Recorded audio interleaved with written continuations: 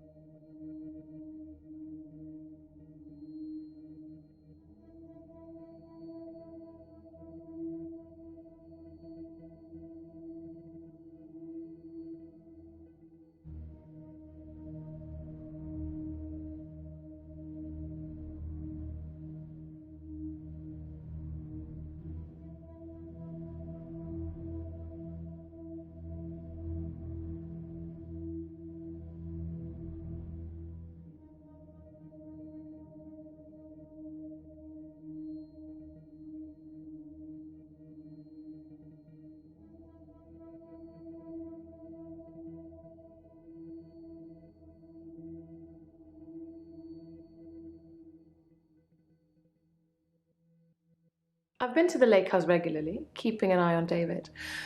I saw the girl again, the one I told you about. She was playing outside. It makes for interesting reading, doesn't it?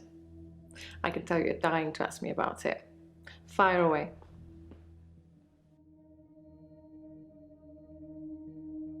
That's what it says. I can see you're confused. The police say that David is dead, fatally wounded when I stabbed him. The coroner says that David is dead. Everyone says that David is dead. There was even a funeral. But I know he's alive. He's buried at Henley Church. You can go see for yourself. There's even a headstone. One of your other patients was a pallbearer. I never forget her face. You should ask him. David wanted to have a talk about our relationship. Not something any married person wants to hear. He said he'd been with Iris for about a year and that he loved her. He said he didn't love me anymore, which I know is a lie. You don't just fall out of love with somebody. I reacted badly. I grabbed the nearest weapon I could find, which happened to be the steak knife, and stabbed him with it. There was so much blood. I instantly regretted it. So I fixed him. It was about a week later. I brought David back to life. Not with voodoo, not with virginal sacrifice. I just willed it to happen, and it did. Dr. Dekker told me it was possible, but only if you're not buried. He says once you're in the ground, there's no coming back. But until then, you have a chance at resurrection. Yes, resurrection. But now that I've seen the results, I don't think there's anything holy about it. I think reanimation is more an accurate term. Like I'm an evil necromancer raising things from the dead.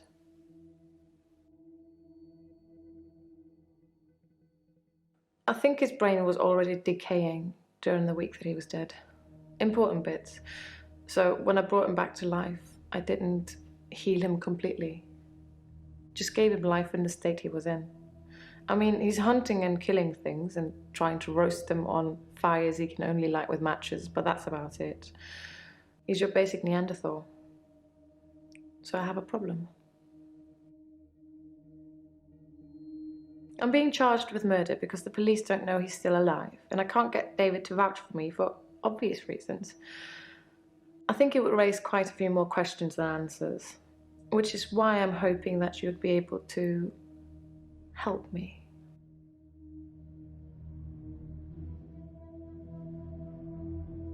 Considering the circumstances, I'd be grateful if you could see your way to declaring me temporarily insane at the time of the murder, to lessen my sentence. Because I'm not a killer, but I can't prove otherwise. You don't still think I'm a killer, do you, Doctor?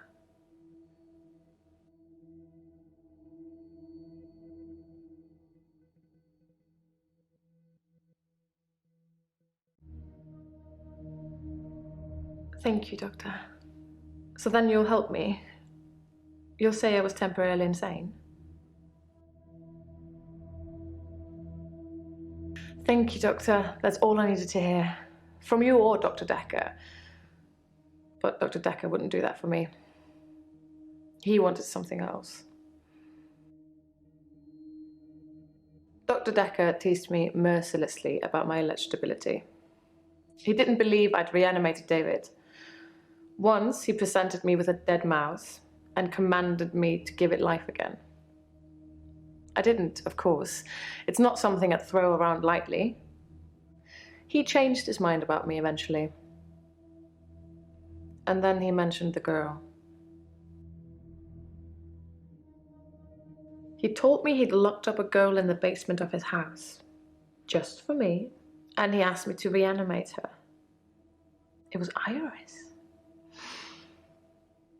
I said I couldn't reanimate something that wasn't dead, and he said that wouldn't be a problem. So I agreed. I just played along. I was hoping it wasn't real. I assumed it wasn't real. But he was offering me what I wanted, a temporary insanity diagnosis. It didn't happen. Dr. Dekker called me from his house to cancel. He was furious.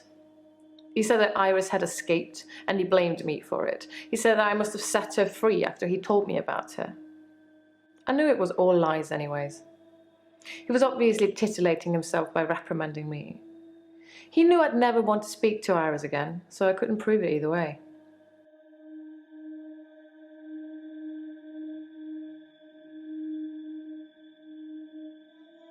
Bryce was a pallbearer for David.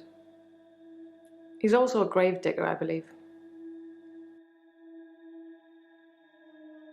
Smuggling a body out of a funeral can be difficult, unless you pay the right people.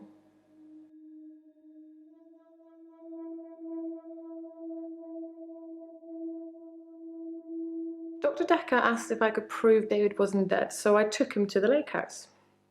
He saw that I was telling the truth. I can take you to see him too, if you like. Would you like to see David, Doctor?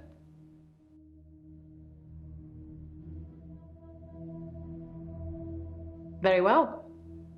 In our next session.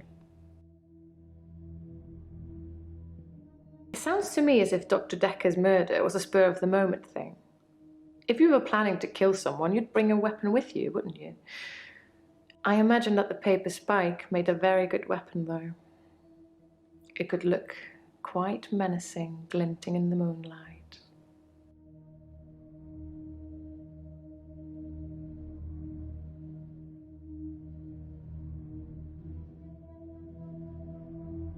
So quick to jump to conclusion, Doctor. Obviously, I meant sunlight.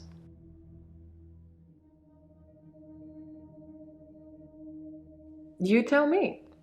What could possibly explain that? I assure you, David is not a ghost. I've touched him. Since I brought him back, I felt that there was something different about him, something not quite right. I think it's his brain. But how ludicrous that you can bring someone back in the first place. It's like that book, Pet Cemetery. Funnily enough, he does smell of earth, but that's because he spends most of his time out hunting.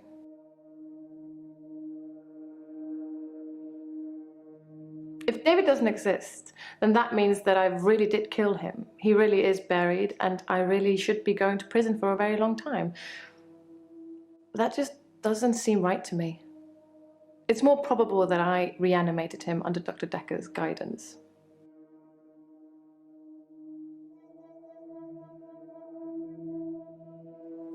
How astute, Doctor.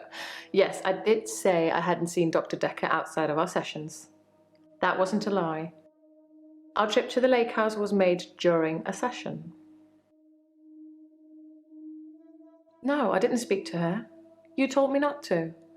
I can be good when I want to be. I just watched her from the bedroom window. She'd caught one of the fish. She was holding it in her hands.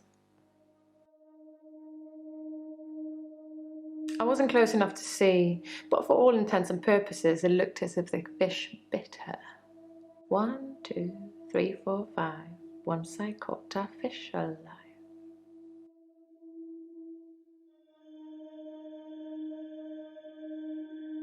Hello, Doctor. I've been thinking about our last session, and I just wanted you to know that I'm not a bad person. I know taking naked photographs is wrong, but you don't know what it's like until you face the same temptation. I'm assuming you don't know what it's like. Do you have an extra hour, Doctor?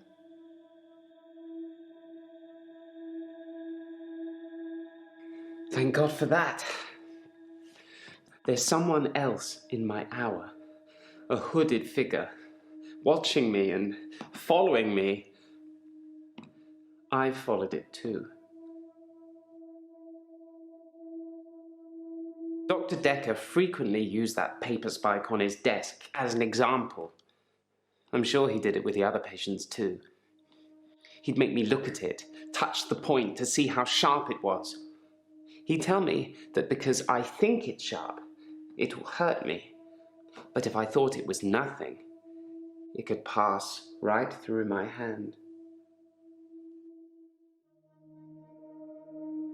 I don't know who it is. My initial thought was that it was you, that I told you about my affliction and somehow you'd got it too. Now I think maybe it's the military or some organization that wants to use the hour themselves. Maybe it's Dr. Dekker risen from the dead.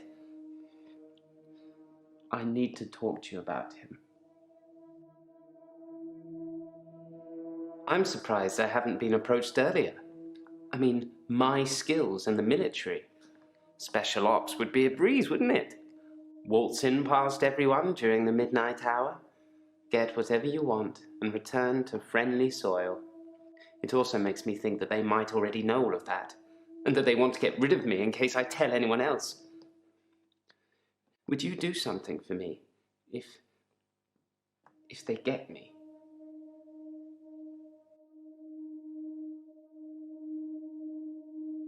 Would you tell Jessica I love her? She didn't really know me that well, but I did love her. And also, there's a hard drive in the bottom drawer of my drinks cabinet. Please destroy it. Please, don't look at it. I spied on Dr. Dekker not long before he was murdered. I'm not sure I should tell you what I saw in his basement.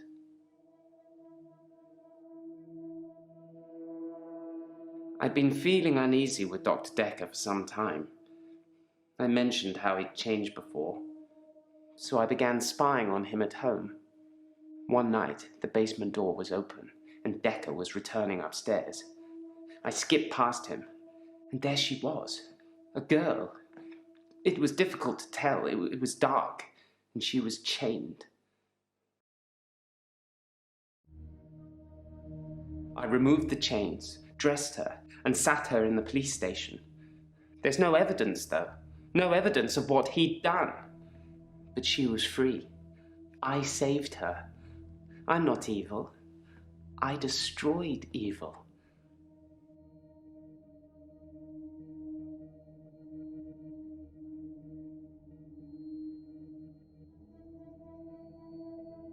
Whatever it is that's following me, it doesn't want to catch me yet.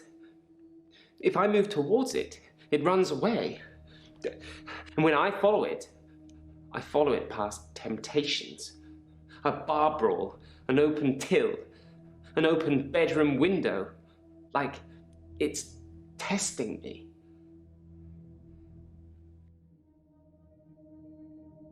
I split the brawl up.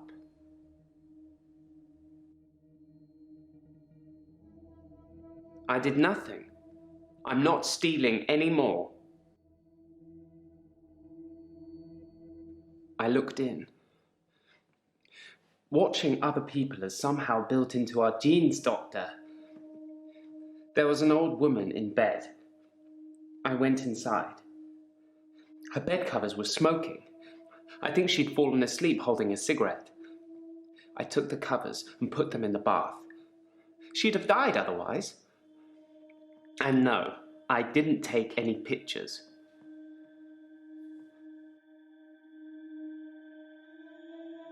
I'm actually a classically trained pallbearer. There are a lot of health and safety considerations. Not everybody can do it. Well, properly at least. Occasionally I step in if the funeral director is short-shouldered. I do remember her face. She wasn't upset in the usual way. She seemed agitated. Her husband must have been a giant. The coffin was so heavy. I remember because aft port side sprained his ankle. That and he wasn't lifting correctly. Nobody gave me the memo that Claire was telling everybody about our arrangement. Sometimes a few slip out the back for student use too. These things happen in all cemeteries. It's best not to broadcast it. Jessica is a beautiful woman. I've not spied on her since the incident we talked about. I have real feelings for her, Doctor. We've never connected.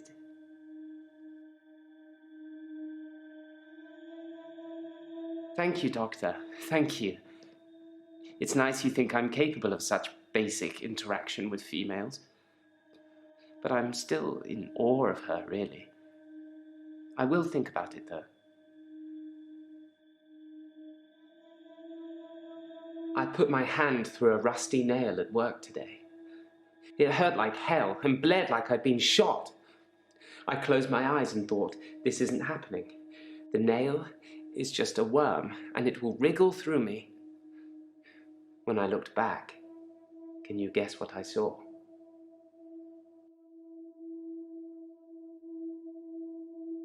When I looked back at my hand, it was healed. Look, see?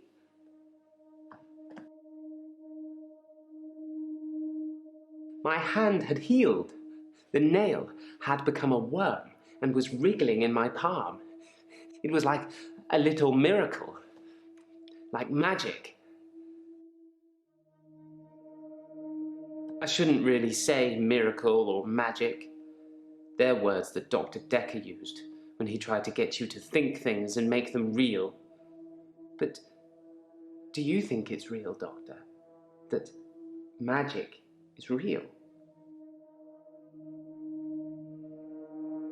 And so it isn't. I envy you, Doctor. I wish I could be so sure. I find using nautical terms to describe the position of pallbearers fitting. Plus, most of them are 3 sheets to the wind. You know, drunk.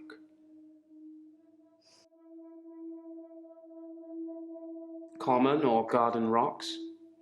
It's actually quite handy sometimes having an archaeological dig going on next door. Although I'd rather there wasn't.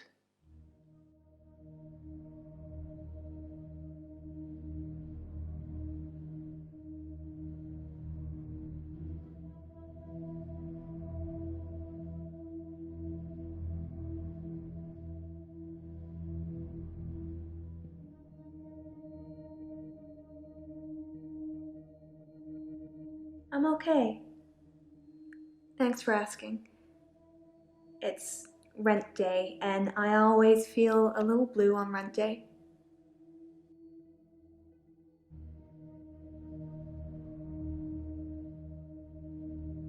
Rent day is the day I pay rent to my landlady. Dr. Dekker used to put my checks on that thing. I guess someone thought they weren't getting value for money.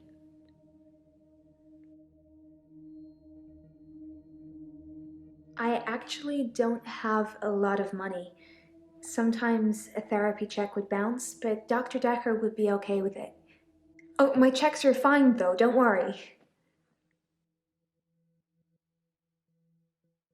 I'm not broke. Men buy me drinks at bars though. Sometimes I'll get away with not paying at restaurants. Isn't that how it is for everybody? I mainly like drive-thrus. I don't like crowds, and I find it difficult to stay in the same place for too long. I guess I'm a fidget. Crowds at nightclubs and bars are different. The lights are dim. You can slink around without attracting too much attention. Sometimes I'll kiss a guy in a club, and then he just follows me wherever I go. It's creepy. I don't want everyone seeing that.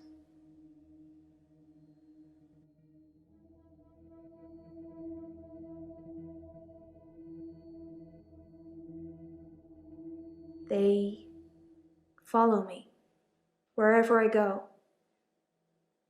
Anywhere. Where do you think they follow me, Doctor? It depends where they follow me. If they follow me home, they bang on the door for an hour or so, then leave. Other places, they just disappear. I don't see them again.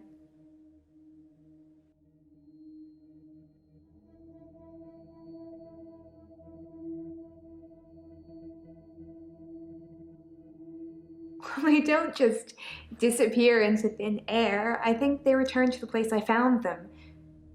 But I've not run into the same person twice.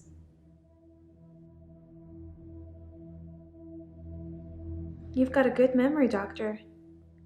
Let's talk dreams. Sometimes I'll dream about a light, deep in the ocean somewhere. I head towards it because it's warm and glowing, like a beacon. When I'm at the bottom, it's the most beautiful thing. Like a welcoming sun. Like I'm home. And then I wake up.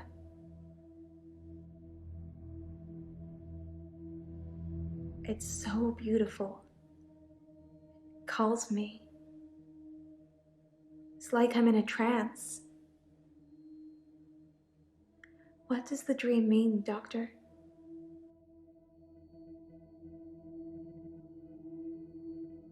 You think I'm lying?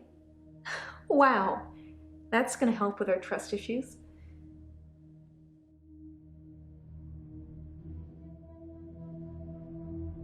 Doctor, I think you're getting a little anxious.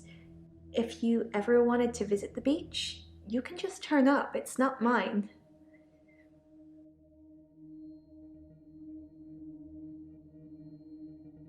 It's just good manners to accept when someone offers to buy you a drink. I'm a very good-natured girl.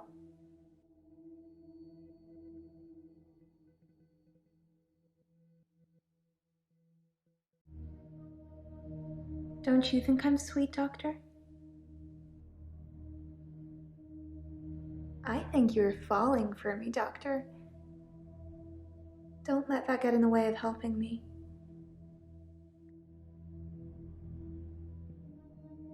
Yes, they follow me home. They're silent. It's like a trance. There was one guy, a real gym buddy. I let him into the bedroom, but nothing. Nothing I did would stop him just staring at me. It was creepy. I got him to follow me outside, and then I just shut the door. Are we still talking about him? And I thought you were just interested in me, Doctor.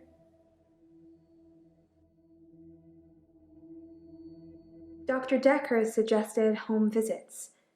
I think he was probably checking up on his investment. You're not thinking of doing home visits, are you, Doctor?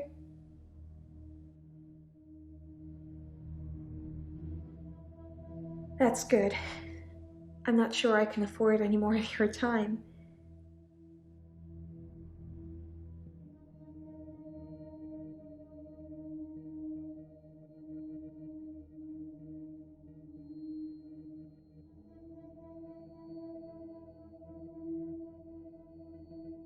Professor Warwick, I'm a physicist. Where's Dr. Dekker? Is he really? Actually dead?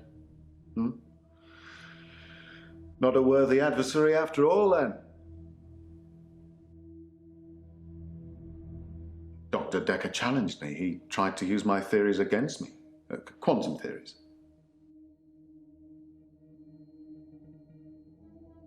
Do you really want to know? Dekker's eyes used to glaze over whenever we talked about that. He didn't believe in quantum physics. As if it's something that you can optionally believe in. Well, it started with an experiment.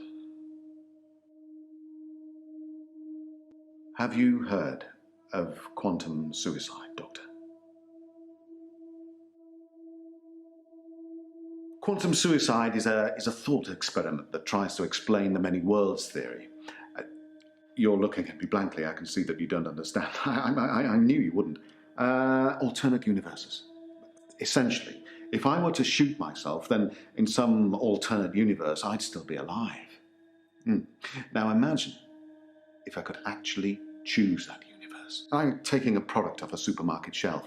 Well, I simply applied that logic to something different. Gambling. I set up an experiment whereby I would visit a casino and place a very large bet at the roulette table. Now, I would always bet on odd. Now, the results of this particular experiment were mundane. I won as many times as you would expect according to the laws of probability. But then, I changed a parameter.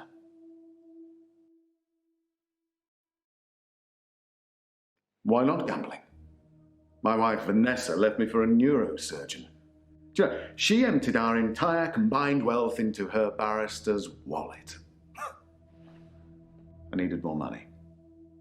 Physics provided me with a solution. We were married for 14 years, 7 months and 3 days. Vanessa couldn't have children, at least that's what she told me. She grounded me in reality. I'm not complaining. It's probably what I needed. But part of me always thought that one day I'd achieve immortality through science and we'd be... It wasn't to be, though.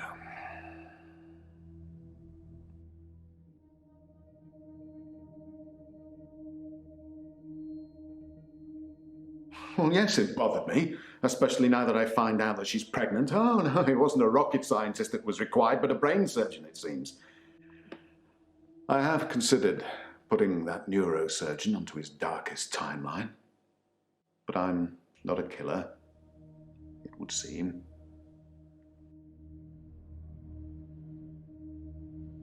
Quantum suicide required a loss of life to make it a realistic thought experiment.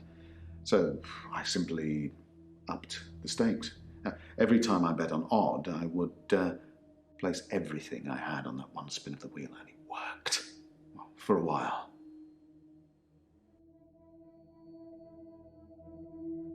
Dr. Dekker killed it, and I can't get it back.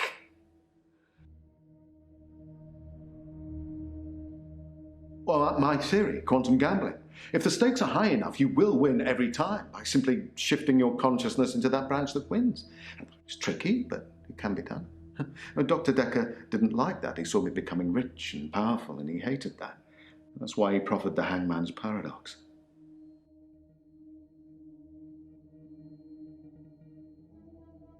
Honestly? Well, I think he feared quantum physics.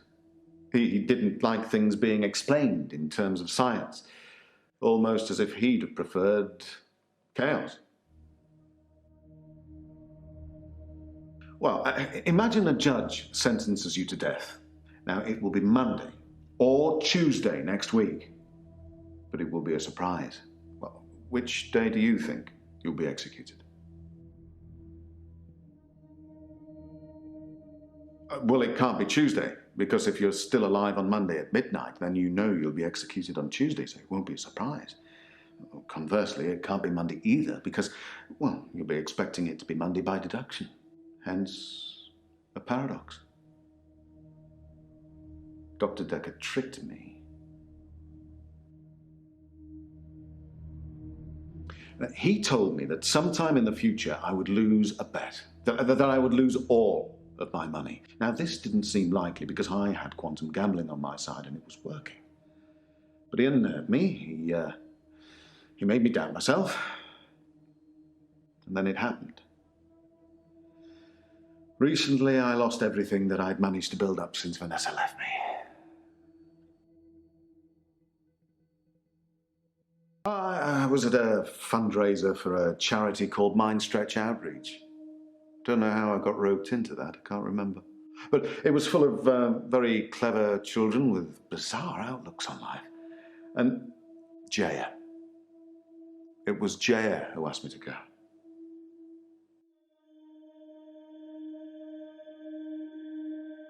Oh, she's Dr. Dekker's lovely assistant. I imagine she's your lovely assistant now. Yeah, she always smiles and makes me a cup of tea before a session. Smile. Which reminds me, my session. Can we talk about my problem now?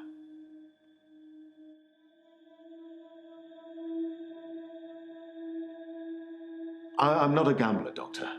I'm a scientist. I need more money. It's true I've run out of money for my research. An opportunity has arisen.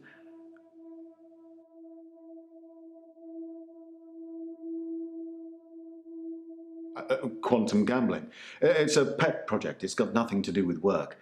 But if I don't have significant amounts of money to lose, then there won't be enough jeopardy for the experiment to work. Well, the Ministry of Defense, of course. Guns aren't going to win the next war. Quantum physics is. It's full of poor kids with very capable minds. I did give them a talk on quantum tunneling once, and they loved it. Not sure it'll put dinner on the table for any of them, though.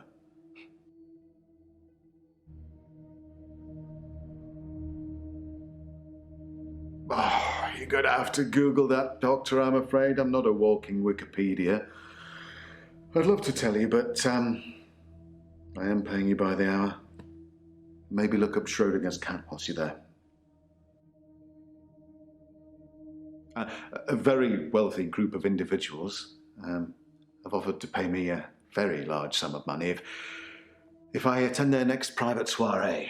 They don't want a talk or anything like that. They want a practical demonstration.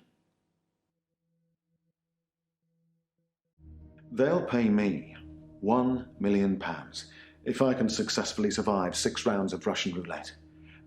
Now, I am worried because of what Dr. Dekker said, but, well, I can't help but thinking that the stakes are so high I can't possibly lose. What do you think, Doctor?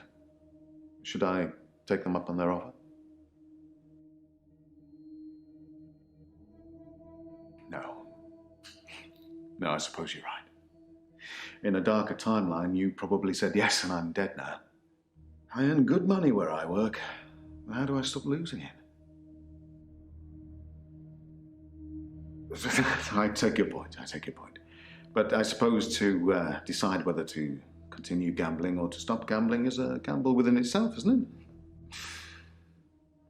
Well, my time is up. Will we be having another session or... No, don't answer that. It'll turn you into a gambler like me. Infectious, isn't it?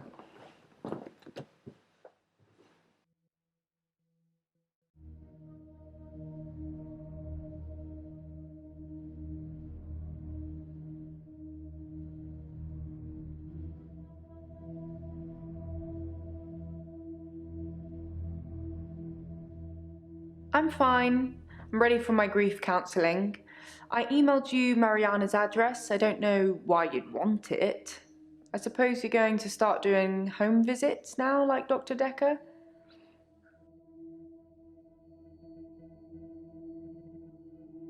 Doctor, if you don't want it, don't text me and ask for it. It's all right. I don't mind doing menial tasks for you. Someone has to do them. Yes, Dr. Dekker started doing home visits for Mariana. He said she couldn't concentrate properly in his office. I hope you're not thinking of doing the same thing. I need you right where I can see you.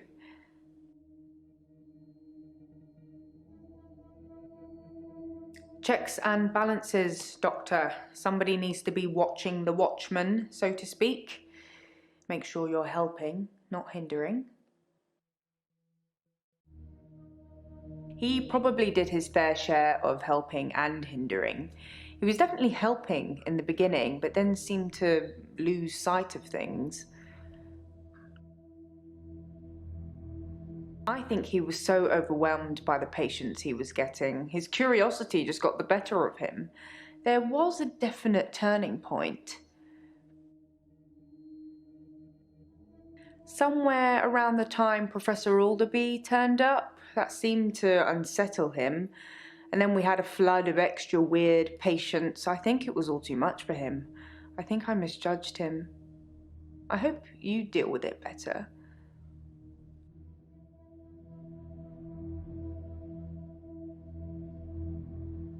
Grief is such a strange word if you keep saying it. Grief, grief, grief. It sounds like somebody's being whipped.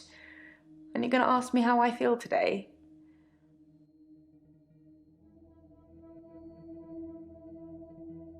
I think that's all settled now. We are agreeing to pay Ben £5,000 and he's agreeing not to say anything about what he saw.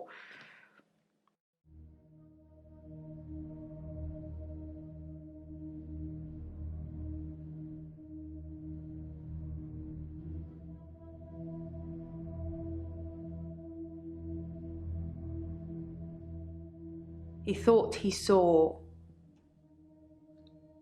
a creature coming out of Dr. Dekker's mouth. Well, at least that's the reason he's given for not emptying the bins that night. Either way, it's not the kind of publicity that we need. Shiny, happy, sane people.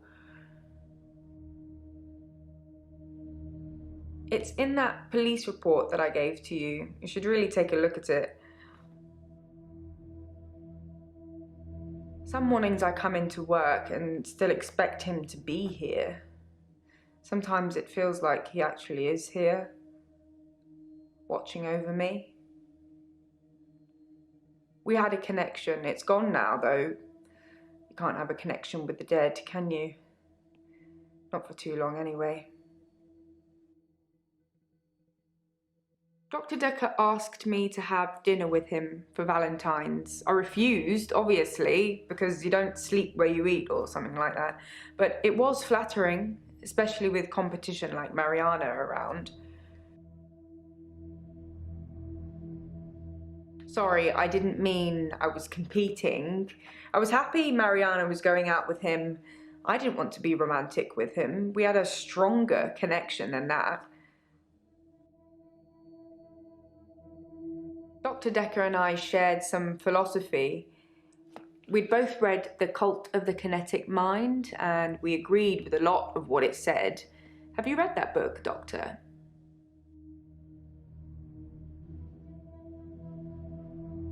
In Cult of the Kinetic Mind, the author suggests that everyone is capable of psychokinesis and that the cult leaders specifically had these powers that turned their followers into disciples. It's not a fun read, but if you're into psychology, it's a blast. Psychokinesis is the ability to change the physical world without actually touching it, just by using your mind. It's not just about bending spoons. It covers all sorts of things like telepathy, telekinesis, telesabalas. Shoot me, I'm a Kojak fan.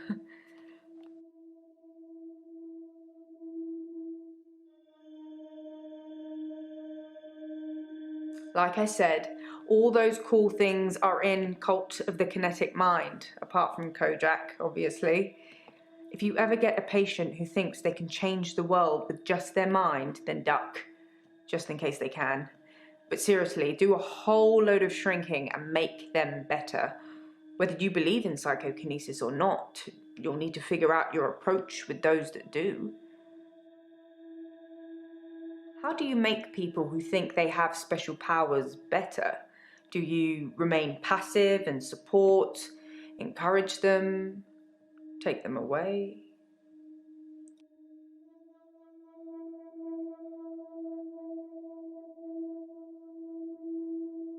To deepen their affliction? I wouldn't. No, not at all in my experience. Dr. Dekker had an unusual number of patients who claimed psychokinesis. Either he'd been specifically looking for them or someone had been sending them. It's entirely possible that someone is targeting this practice with psychokinetic patients. To what end, I don't know. It's no coincidence that most psychokinetic patients are diagnosed as insane, or at least temporarily insane. It's a handy diagnosis if you're facing criminal prosecution, especially if it's for murder.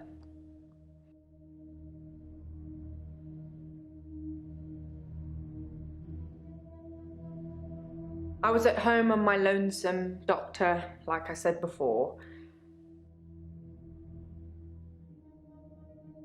Honestly, I think Dr. Dekker had a bit of a crush on Mariana, or vice versa. I'm not really sure. There's some footage from their home sessions if you want to see them. That was a joke, Doctor. I guess we found our level. Oops, that was a strange thing to say, wasn't it? Whipped. Am I all whips and chains in the bedroom or dominant in the boardroom? Don't answer that, it's not a question. It's early days for a harassment suit yet, what with Ben's nervous shock already. Dr. Dekker did send me to see his mother once. She was dying in a nursing home and he didn't want to see her. I remember him calling her a manipulative, evil old hag. You tend not to ask any more questions after that. I didn't really speak to Nathan that much at all, but I have this strange feeling that I know him really well. I can't quite put my finger on it.